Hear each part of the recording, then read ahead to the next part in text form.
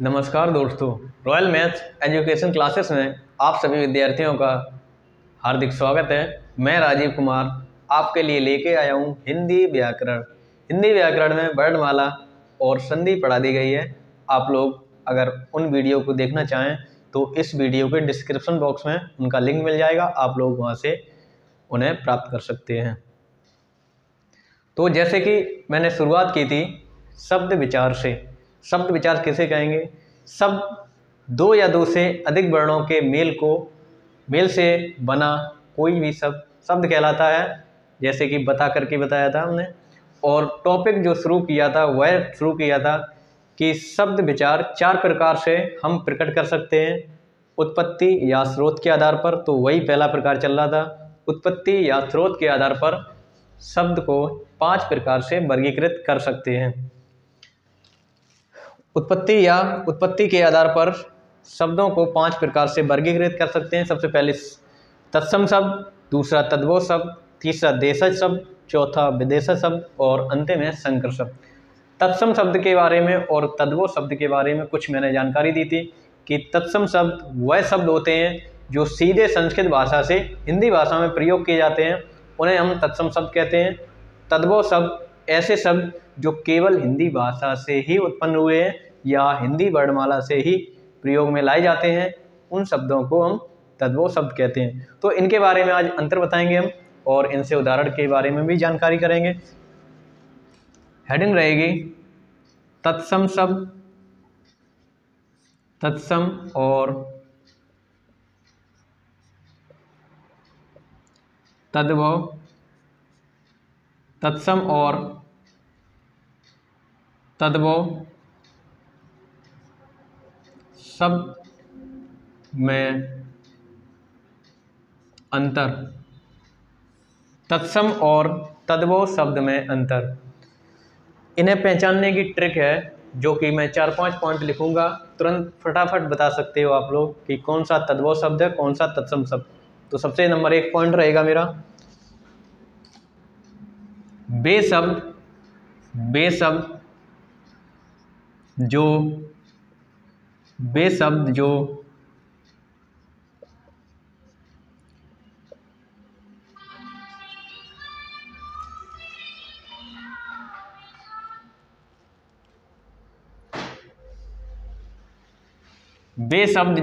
संयुक्ताक्षर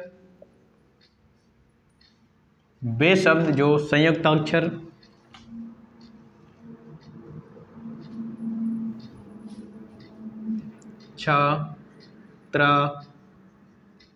स्र और ज्ञ से बनते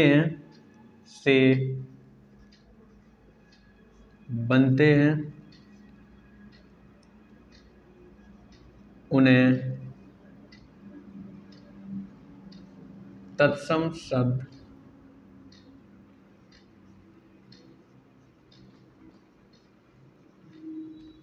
कहते हैं। वे शब्द जो संयुक्ताक्षर, हिंदी में जो संयुक्ताक्षर वर्ड हैं उनके द्वारा या उनको प्रयोग करके जो शब्द बनाए जाते हैं उन्हें तत्सम शब्द कहते हैं। यानी तत्सम शब्द जो होते हैं उनमें ये अक्षर देखने को मिलेंगे। अगर ये अक्षर अधिकांशतः, ऐसा नहीं है कि ये अक्षर उसमें हो तो वो तत्सम शब्द ही होगा, तद्भव नहीं हो सकता है। तद्भव हो सकता है, लेकिन अधिकांशतः जो शब्द होते हैं वह तत्सम शब्द होते हैं जिनमें ये वर्ड जो हैं प्रयोग में लाई जाती हैं। अधिकांशतः, हर शब्द नहीं होगा ऐसा। अगला पॉइंट रहेगा पॉइंट नंबर 2, वे शब्द जो अनुनासिक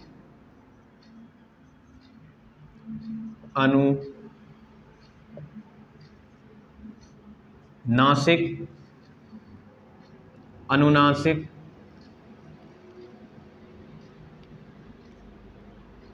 इस प्रकार का, वे शब्द जो अनुनासिक, या ऐसे कर लें, वे शब्द जो अनुनासिक से बनते हैं, से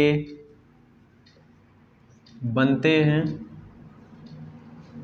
उन्हें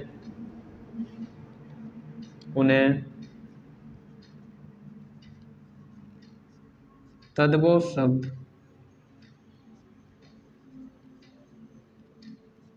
कहते हैं। वे शब्द जो अनुनासिक यानी बड़ा आ पर ये चंद्र बिंदु लगी हुई है, इनसे बनते हैं, उन्हें तद्भव शब्द कहते हैं। तो 2 पॉइंट अभी बताए। वे शब्द जो संयुक्त अक्षर वर्णों से बनते हैं, उन्हें तत्सम शब्द कहते हैं। और वे शब्द जो अनुनासिक इस प्रकार का कोई शब्द होता है से बनते हैं, उन्हें तद्भव शब्द कहते हैं। अगला पॉइंट रहेगा पॉइंट नंबर 3। वे शब्द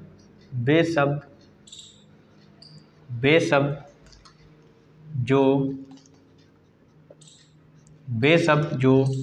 आगत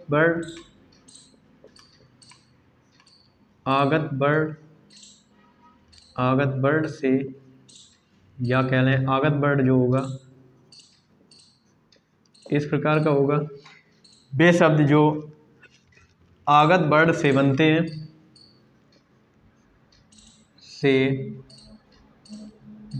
हैं, या आगत वर्ण का उपयोग करके आगत वर्ण का उपयोग किया जा सकता है। वे शब्द जिनमें, ऐसे लिख सकते हैं, वे शब्द जिनमें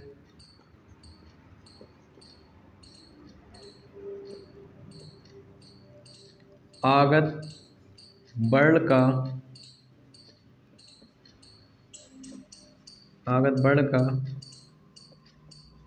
प्रयोग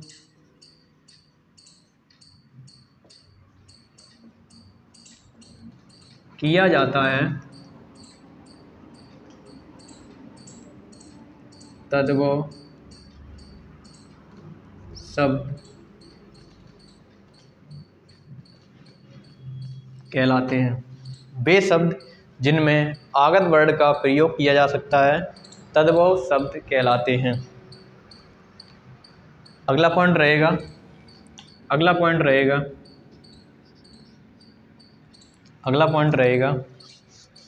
3 पॉइंट हो चुके हैं। वे शब्द जो संयुक्त अक्षर या छ, त्र, स्र, ज्ञ से बनते हैं, उन्हें तत्सम शब्द कहते हैं।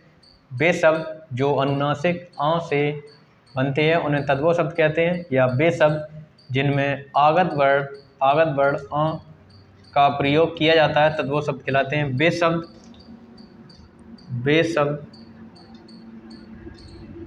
शब्द जिनमें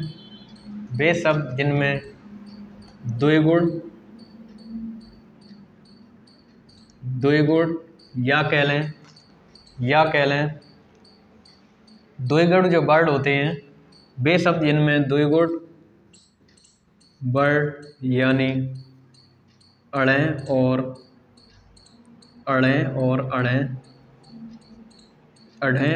अड़ें का प्रयोग किया जाता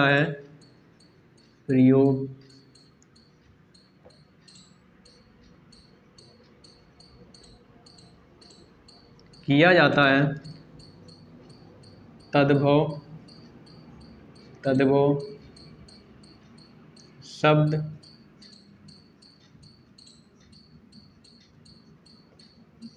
कहलाते हैं। वे शब्द इनमें द्विगुण वर्ण या इन्हें कह लें ताड़नजात वर्ण, ताड़नजात भी कह सकते हैं, ताड़नजात वर्ण का प्रयोग किया जाता है, उन्हें तद्भव शब्द कहते हैं। अगला पॉइंट रहेगा पॉइंट नंबर 5। वे शब्द जिनमें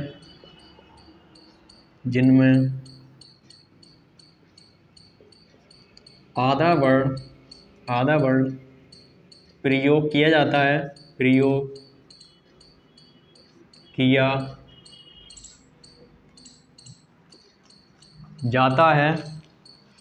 जाता है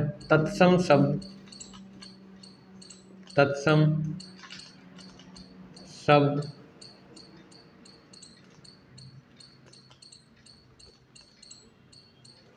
कहलाते हैं। वे शब्द जिनमें आधा वर्ड या आधा वर्ड प्रयोग किया जाता है तत्सम शब्द कहलाते हैं। आप लोग नोट कर लें या स्क्रीनशॉट ले लें, नोट कर लें या स्क्रीनशॉट ले लें।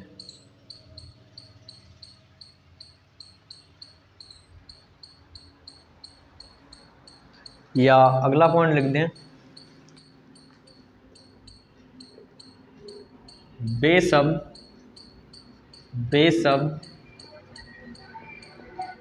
जिनमें छोटी ऋषि, बड़ी ऋषि और लिरि का प्रयोग किया जाता है। वे शब्द जिनमें छोटी ऋषि, बड़ी ऋषि या लिरि का प्रयोग किया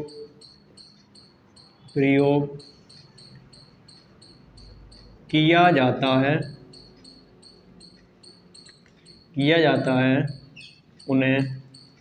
उन्हें तत्सम शब्द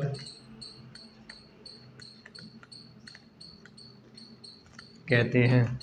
वे शब्द जिनमें छोटी ऋषि, बड़ी ऋषि और लिरि का प्रयोग किया जाता है उन्हें तत्सम शब्द कहते हैं। तो इस प्रकार के 5 या 6 नियम हैं जो कि तत्सम शब्द और तद्भव शब्द को पहचानने के लिए ये नियम बनाए गए हैं। आप लोग नोट कर लें या स्क्रीनशॉट ले लें। अब देखेंगे इनसे संबंधित उदाहरण, ले जाओ।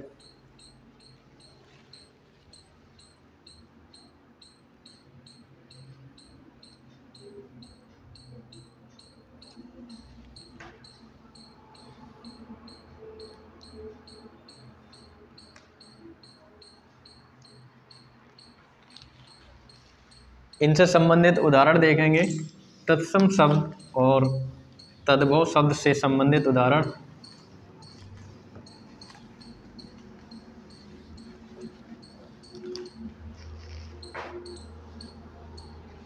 एक साइड लिखेंगे तत्सम शब्द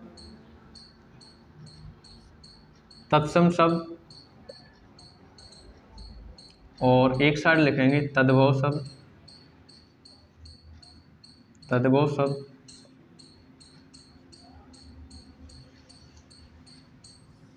कुछ 2-4 उदाहरण दिए दे रहा हूं, आप लोग पहचान सकते हैं।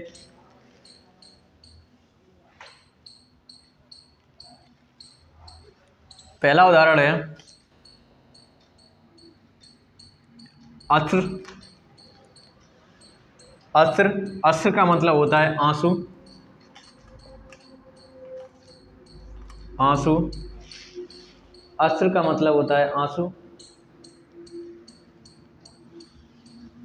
अस्त्र या कह सकते हैं आंसू। अस्त्र तत्सम शब्द होगा और जो आंसू है वह तद्भव शब्द होगा।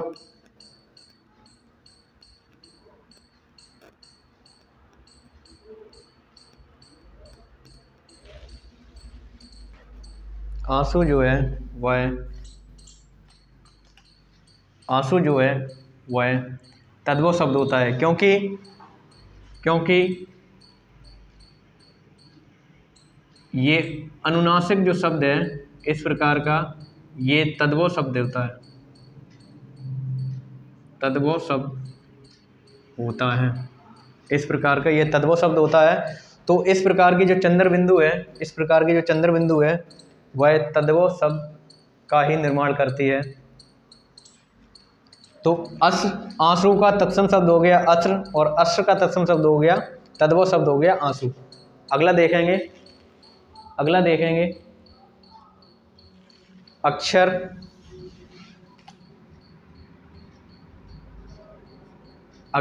अक्षर। जो अक्षर शब्द है उसमें छा, ये छा आया है, ये छा। अभी मैंने बताया था कि जो संयुक्त अक्षर शब्द होते हैं, संयुक्त अक्षर वर्ड होते हैं, उनके द्वारा उनका प्रयोग अगर किया जाता है किसी शब्द में तो वह ज़्यादातर तत्सम शब्द होगा। तो यह भी तत्सम शब्द है। अब इसका जो तद्भव रूप है वह होगा वह होगा अक्षर। अक्षर का तद्भव रूप होगा अक्षर, इस प्रकार का, इस प्रकार का। अब देखेंगे अग्नि। अग्नि, अग्नि, अग्नि आधा गा है, जैसे कि अभी इस पर गौर ना करें। अग्नि जैसे कि आधा गा है, अभी अभी बताया था नियम में कि जो आधे वर्ड होते हैं वो ज़्यादातर तत्सम शब्द होते हैं। ज़्यादातर, हर शब्द नहीं होता है, ज़्यादातर तत्सम शब्द होते हैं। तो अग्नि, और अग्नि का तद्भव रूप हो गया आग।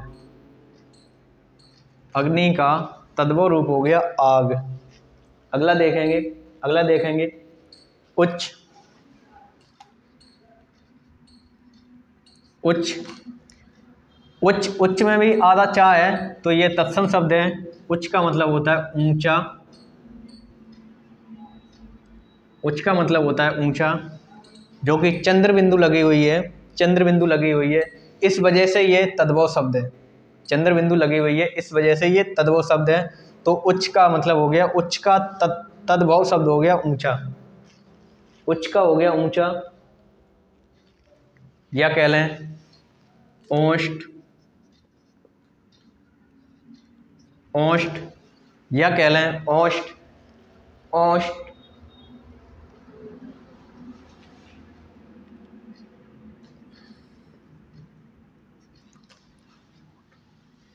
ओष्ठ, ये जो भी आधा सा है, ओष्ठ तत्सम शब्द है, लेकिन जो तद्भव शब्द बनेगा वह ओंठ बनेगा। ओंठ बनेगा, तद्भव शब्द बनेगा ओंठ, या कह लें ईक्ष। ईक्ष, छा से क्षत्रिय आया है तो तत्सम शब्द है ईष्ट, इसका तद्भव होता है ईख। ईच का, ईक्ष का तद्भव होता है ईख। ये गन्ने के खेत को ईख कहते हैं, गन्ने को ईख कहते हैं, ईक्ष। अगला देखेंगे आम्र। आम्र, आम्र, आम्र का तद्भव होता है आम। आम्र, आम्र का तद्भव हो गया आम, या कह लें अक्षी। अक्षी, अक्षी, अक्षी का तद्भव होता है आँख। अक्षी का तद्भव होता है आँख, इसमें छा आया है इसलिए तत्सम शब्द है।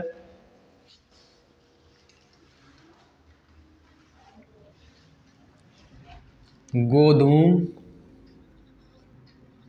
गोधूम, गोधूम ये तत्सम शब्द है, लेकिन इसका तद्भव रूप हो गया, इसका तद्भव रूप हो गया। गोधूम का तद्भव रूप होता है गोधूम का गेहूं। गेहूं, गोधूम का हो गया गेहूं। तो इस प्रकार के कुछ और भी उदाहरण हैं जो कि तत्सम और तद्भव से संबंधित हैं। आप लोग नोट कर लें या स्क्रीनशॉट ले लें।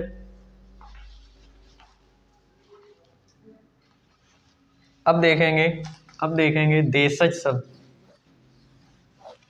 देशज और विदेशज शब्द।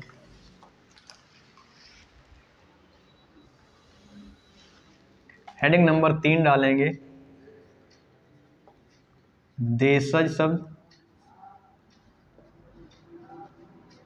देशज शब्द, देशज का मतलब होता है, देशज का विच्छेद करें तो इस प्रकार से देश प्लस जा होगा। इसका मतलब होता है देश में, देश में जन्मा। देश में जन्मा, जिस शब्द में देश ने, जिस शब्द ने देश में जन्म लिया है उसे कहते हैं देशज शब्द। तो इसकी परिभाषा रहेगी वे शब्द, वे शब्द जिसने, वे शब्द जिसने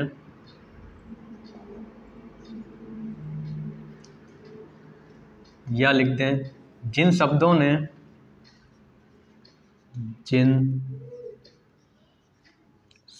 का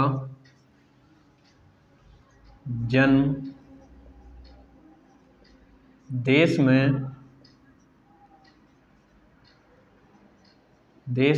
हुआ है, जिन शब्दों का जन्म देश में हुआ है या अपनी क्षेत्रीय भाषा में हुआ है या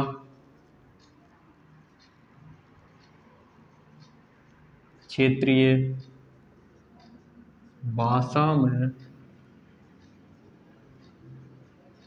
हुआ है, वे शब्द जिनका जन्म देश में हुआ है या क्षेत्रीय भाषा में हुआ है, ऐसे शब्दों को देशज शब्द कहते हैं।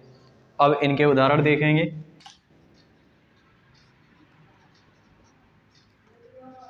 उदाहरण क्या क्या होंगे इसके।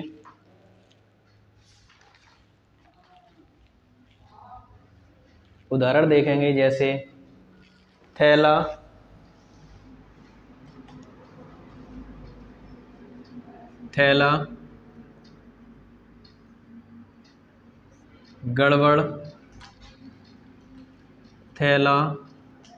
गड़बड़, लोटा,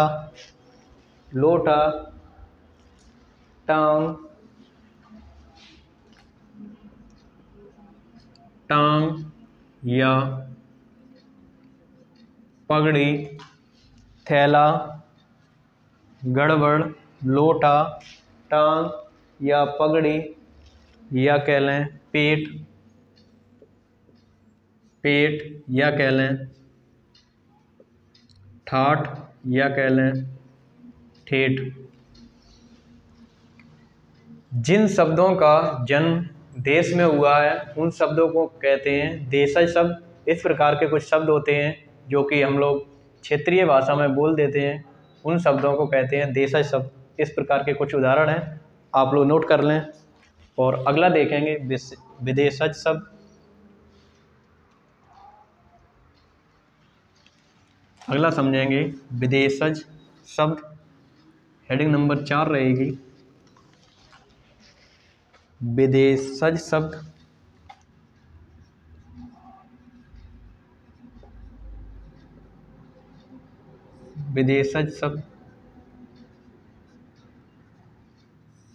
इसमें लिखेंगे वे शब्द या जिन शब्दों का जन्म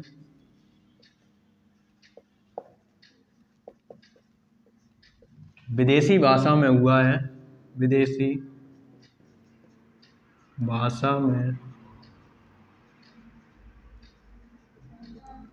है, और उन्हें हिंदी भाषा में अपना लिया गया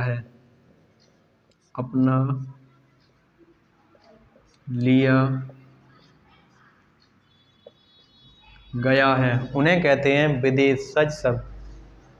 वे शब्द जो कि विदेशी भाषा में उनका जन्म हुआ है या अन्य देश में जन्म हुआ है, ऐसे शब्दों को विदेशज शब्द कहते हैं।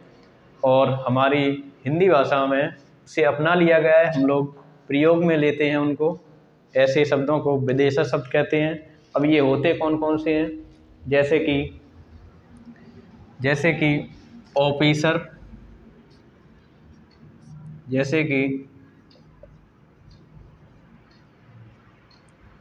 ऐसे लिखते हैं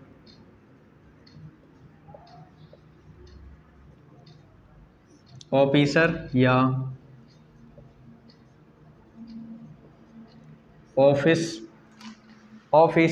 या ऑफिस, या कह लें डॉक्टर, या कह लें doctor, officer, office, doctor. Hostel, या कह लें हॉस्पिटल,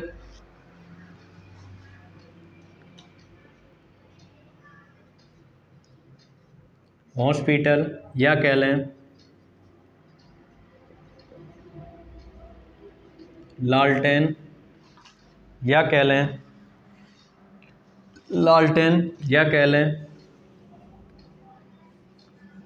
लालटेन या कह लें कैप्टन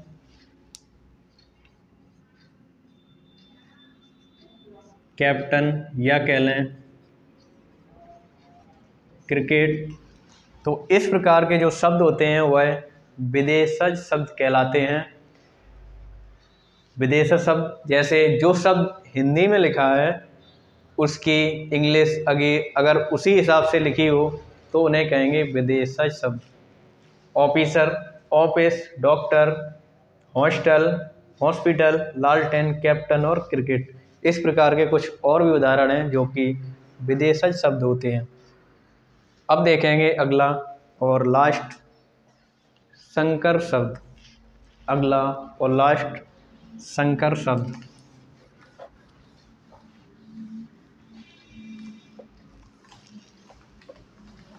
संकर शब्द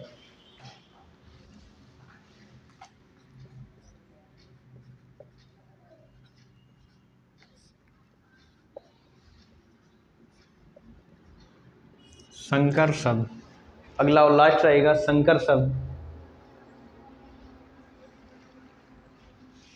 इन्हें कह सकते हैं दो, दो, दो,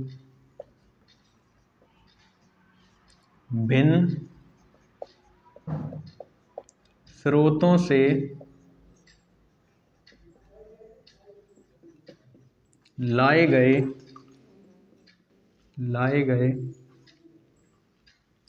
शब्द संकर शब्द कहलाते हैं। लाए गए शब्द संकर शब्द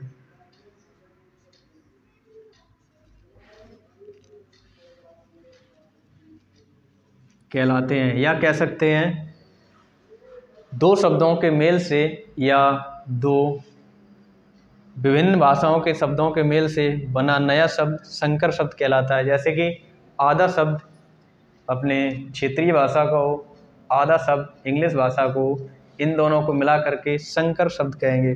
दो भिन्न स्रोतों से लाए गए शब्द संकर शब्द कहलाते हैं। इसके उदाहरण देखेंगे जैसे छायादार, जैसे छायादार, इसका विच्छेद करेंगे तो ये हो जाएगा छाया प्लस दार। ये दो भिन्न शब्द हैं, उन्हें मिला करके एक शब्द बना दिया छायादार। या कह लें रेलगाड़ी, इसका विच्छेद करेंगे रेल प्लस गाड़ी, रेल प्लस गाड़ी। रेल शब्द इंग्लिश भाषा का है, गाड़ी हिंदुस्तानी भाषा का, अपना क्षेत्रीय भाषा का है। इन दोनों को मिला करके एक शब्द बना है संकर शब्द। इसे मिश्रित शब्द भी कहते हैं। या कह लें खानदान,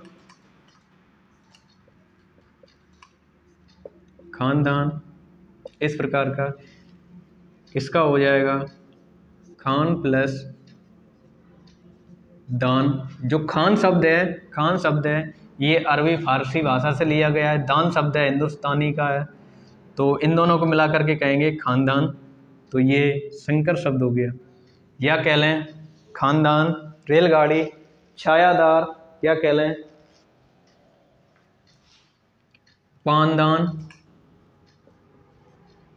पानदान, इसका हो जाएगा पान प्लस दान, पान प्लस दान। तो इस प्रकार के जो शब्द होते हैं वह संकर शब्द कहलाते हैं। तो आज मैंने चर्चा की है उत्पत्ति या स्रोत के आधार पर शब्दों को 5 प्रकार से प्रकट किया जा सकता है। नंबर 1 तत्सम शब्द, नंबर 2 तद्भव शब्द, नंबर 3 देशज शब्द, नंबर 4 विदेशज शब्द और नंबर 5 है संकर शब्द। तो हमें उम्मीद है कि आप लोगों को ये शब्द समझ में आए होंगे। अगर समझ में आए हों तो लाइक कर दें, शेयर कर दें, और जिस भाई बहन ने अभी तक सब्सक्राइब नहीं किया है तो मेरा उससे आग्रह है कि इस चैनल को सब्सक्राइब भी कर दें। तो मित्रों, आज के लिए इतना ही, मिलते हैं अगले वीडियो में, तब तक के लिए नमस्कार।